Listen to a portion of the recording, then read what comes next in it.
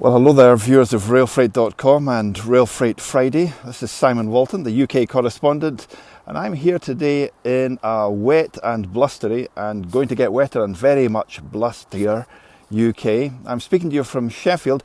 You can see behind me in the trees there, that's the Midland Main Line, which carries traffic between London and Sheffield, and also aggregates and goods traffic from the high peaks of Derbyshire into London and elsewhere in the UK.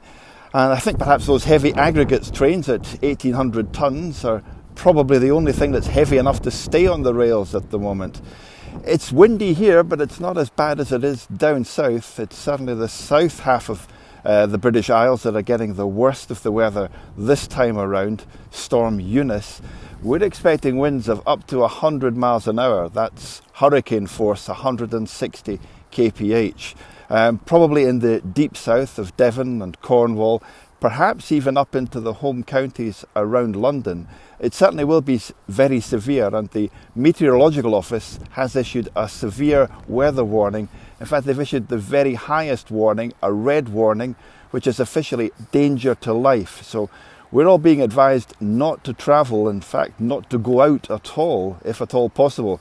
That's why I'm speaking to you just a few metres from my front door. The line behind me, as you can see, is in trees, and that's really the big issue. You've probably seen those dramatic photographs from Beattock Summit in Scotland from yesterday when a tree fell on the wires onto the West Coast Main Line. Well, the Midland Main Line isn't electrified, a subject of some controversy, it has to be said, but that's not going to make things any easier. The fact that there's potentially all sorts of obstructions blown onto the lines means that regardless of whether you're driving a passenger train, an infrastructure train or a freight train, you're going to have to stop, and there's certainly going to be disruption to every sort of service over the next couple of days. It's certainly going to be a very busy weekend for Network Rail's engineers. They're going to be having their hands full keeping the network clear and indeed safe, and we'll see what Monday morning brings.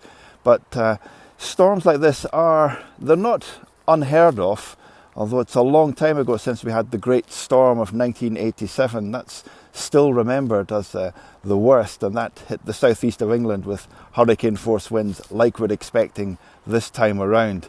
I don't know, the rate that we're going through them, Storm Dudley last week, Storm Eunice right now, we'll be at Storm Simon by the end of the month, I'm sure.